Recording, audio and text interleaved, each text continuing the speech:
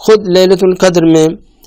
کے اعمال کے بارے میں ایک روایت، بڑی پیاری روایت ہے، سید ابن طاووس رحمۃ اللہ علیہ نے اقبال الاعمال میں پیغمبر گرامی اسلام صلی اللہ علیہ وآلہ وسلم کی زبان مبارک سے نقل کی ہے۔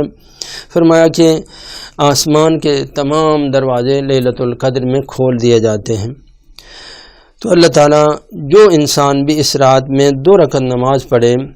تو اللہ تعالیٰ اس کے ہر سجدے کے اوپر جنت میں ایک درخت لگاتا ہے، زیادہ زیادہ سجدہ کریں، اور ہر رکعت کے اوپر اللہ تعالیٰ اس کے لیے جنت میں در اور یاقوت کا اور سفید موتیوں سے بنے ہوئے گھر بناتا ہے ہر رکعت میں، اور ہر آیت جو اس رات میں انسان پڑھتا ہے اللہ تعالیٰ اس کو ایک تاج عطا کرتا ہے جنت میں۔ اور جو شخص بھی اس رات میں ایک مرتبہ سبحان اللہ کہیں تو اللہ تعالیٰ اس کو جنت میں پرواز کرنے والے بہت نجیب گھوڑے عطا کرے گا۔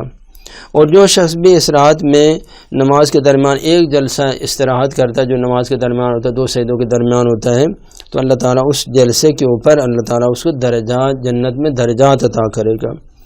اور فرمایا کہ ہر تشہد جو اس رات میں پڑھے گا جنت میں اس کے لیے وہ بہت ہی عظیم الشان کمرے اور غرفے عطا کرے گا۔ اور ہر سلام جو اس رات میں دیتا ہے نماز کے اندر تو اللہ تعالیٰ اس کو جنت کے بہترین لباس عطا کرے گا۔ اور جب صبح ہوتی ہے، صبح کی اذان ہوتی ہے اور فجر صادق ہو جاتی ہے تو اللہ تعالیٰ اس کے لیے بہر مختلف جو نعمتیں ہیں حور العین اور وہ ایسی چیزیں اللہ تعالیٰ اس کے لیے مقرر کرتا ہے کہ ما تشتہی الانفس و تلذ الاعین، کہ جن کو دیکھ کے انسان کے لیے خوشی محسوس ہوتی ہے اور انسان کے لیے وہ خوشحالی کا باعث بنتے ہیں۔ تو اس رات میں انشاءاللہ تعالیٰ 23 کی رات میں تاکید کروں گا کہ حتماً پوری رات جو آپ احیاء کریں، شب بیداری کریں۔ شب بیداری کا میں نے پچھلے پروگراموں میں بیان کیا کہ وہ چونکہ عبادت ہے لہذا عبادت نیت کے اوپر موقوف ہے۔ فرمایا کہ جو شخص بھی جو ہے وہ لیلۃ القدر کو احیاء کرے گا ایمان اور ثواب کے لیے، پیغمبر گرامی اسلام صلی اللہ علیہ وسلم نے فرمایا کہ جو ایمان اور ثواب کے لیے لیلۃ القدر کو احیاء کرے اور شب بیداری کرے، اللہ تعالیٰ اس کے پچھلے بھی تمام گناہوں کو معاف کر دیتا ہے اور آئندہ تمام گناہوں کو بھی معاف کر دیتا ہے۔ تو خود ایک احیاء جو ہے وہ بڑی فضیلت والا عمل ہے۔ اور ایک اور حدیث میں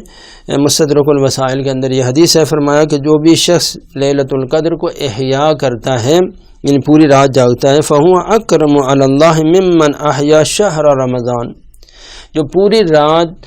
رمضان کی راتیں جاگے لیکن لیلۃ القدر کی رات نہ جاگے تو اس کا مقام اس سے زیادہ ہے۔ یعنی جو مثلا 29 راتیں جاگتا رہے، پوری رات عبادت کرے، تو یہ ایک رات میں خود یہ جاگنا اس سے زیادہ فضیلت والا عمل ہے۔ اور فرمایا کہ اللہ تعالیٰ اس ذات کی قسم جس نے مجھے نبی بنا کر مبعوث کیا ہے، وہ شخص اپنے اور اپنے اولاد کی شفاعت کرے گا کہ ہر ایک ان میں سے 7 لاکھ انسانوں کی شفاعت کرے گا۔